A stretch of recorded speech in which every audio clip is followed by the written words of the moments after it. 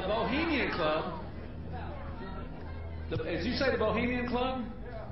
That's where all those rich Republicans go up and stand naked against redwood trees, right?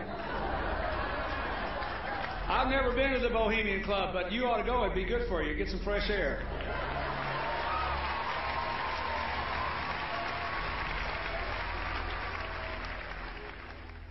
One last question. I read a Washington Times article many years ago where you had a comment about the organization, and then now it's been in the Wall Street Journal, it's been in a lot of different newspapers, and that's the Bohemian Grove. And back in, what was it, 1996, when you joined as a Clinton advisor, the Republicans were criticizing you, oh, what about Bohemian Grove? And then you countered them by saying, hey, I don't run around in the woods naked. What did that mean? Here is the before-mentioned Washington Times article where he said, I didn't run around naked like they do. I don't know what quote you're referring to. I'm not aware of any quote like that. Listen, I am a happy member of the Bohemian Grove. I like the folks who come there, and it's really inappropriate for me to talk about the group beyond that. Thank you. Have you been there for the ceremony with the cremation of care? Frankly, I don't think that's something I need to talk to you about. Really? That's right. Well, I'm Alex Jones, and I snuck in there in 2000. I'm the guy that blew it wide open and got the video. It's been on national TV. Well, I disrespect you for that. You do? I do. But there's a lot of big public officials going in there. Don't we deserve to know? I don't know anything about you, and I don't know anything about your film. But if you go in there with an understanding, you violated that understanding by releasing that film, and I don't respect you for that. Really? But we have public officials. I'm sorry. You took an understanding when you went in there that you would not do that film. And did you have an understanding when you went in there? No. Did you crash it? Yes. Yeah, and it has no trespassing signs there, too, doesn't it? No, they put them up after. Oh, I'm sorry. I'm sorry, sir. I've been there before. I know what the circumstances are, and I'm sorry you violated the understandings. That was not a gentlemanly thing to do. But what about the ritual? Is the ritual genuinely?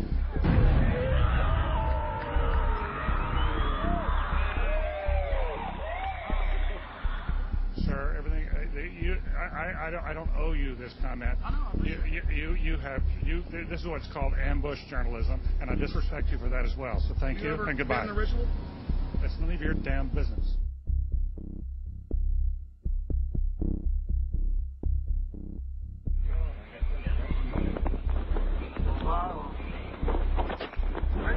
All mortal wisdom, owl of Bohemia, we beseech thee, grant us thy counsel.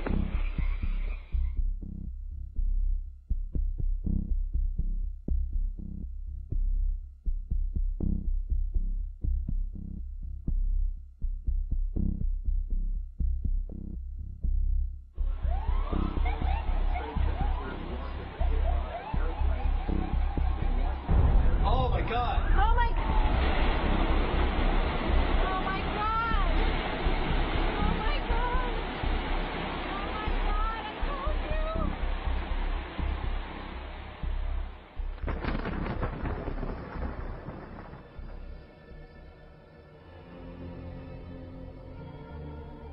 you. Today our nation saw evil, the very worst of human nature.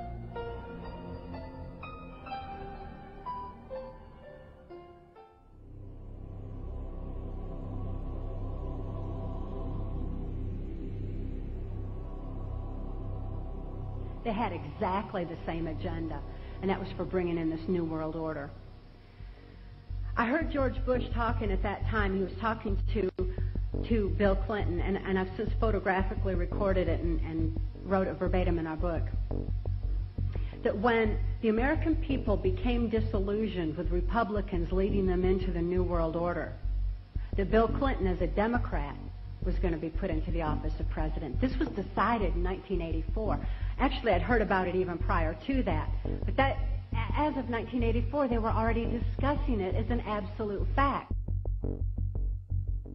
The CIA is carrying out mind control on countless numbers of unwitting American victims. And he even went so far as to say the basic methods that they use in this mind control: hypnosis, drugs, and torture.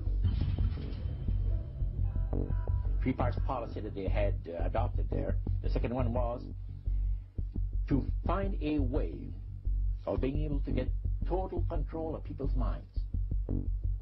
And that would be done by taking hypnotism out of the realm of the occult and introduce it as a new science for the benefit of mankind.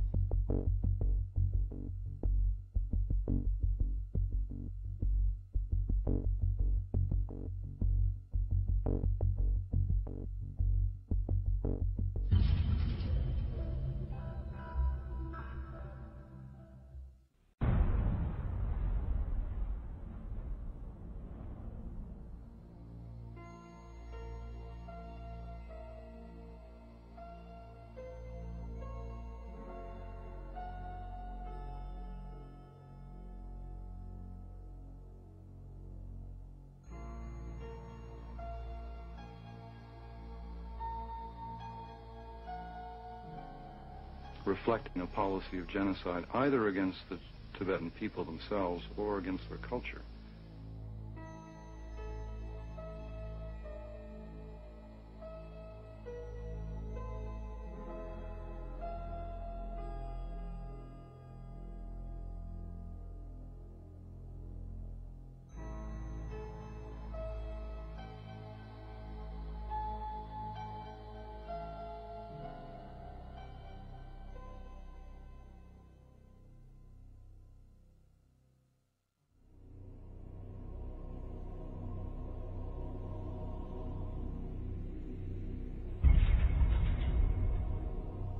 Once I realized I had met an honest, genuine, high-level Freemason who told me there were 13 levels of Freemason above the 33rd degree, and that these people were God. There was no God, they were God. So I asked them about their plans to kill people, and they said, yes, there are too many people on the planet. We need to get rid of several billion, and war doesn't seem to work, so we're going to use disease and starvation.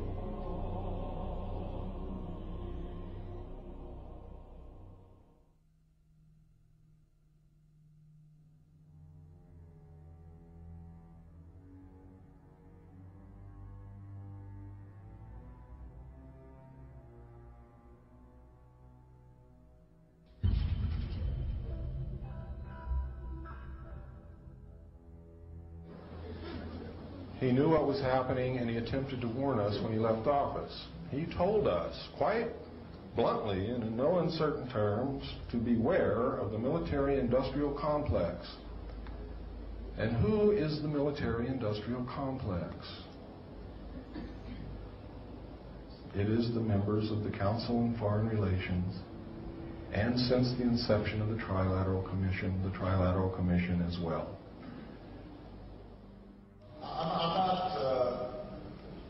The Council on Foreign Relations, I don't know if I'm an official member. I've spoken there before. It basically is just a forum where a bunch of people talk about foreign policy. Was made up of the Executive Committee of the Council on Foreign Relations. Now, it is extremely significant that you understand that the first 6 members from the government, along with President Eisenhower, were also members and longtime members of the Council on Foreign Relations.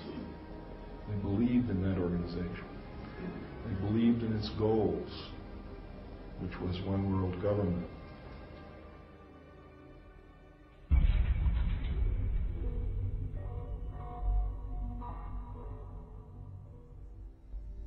Number 15, create industrial depression and financial panic, unemployment, hunger, shortage of food. Use this to control the masses or the mobs, and use the mobs to wipe out all those who dare to stand in the way. Well, I'll tell you right now, every expert I've talked to is talking about food shortage. And it's coming, I'm convinced. What were they? Because I'd never seen anything like that. And his statement was that if he told me, I would be one of few people in Madison, Georgia that knew about them. And he says they're disposable coffins. They were stacked, he told me, 15 high.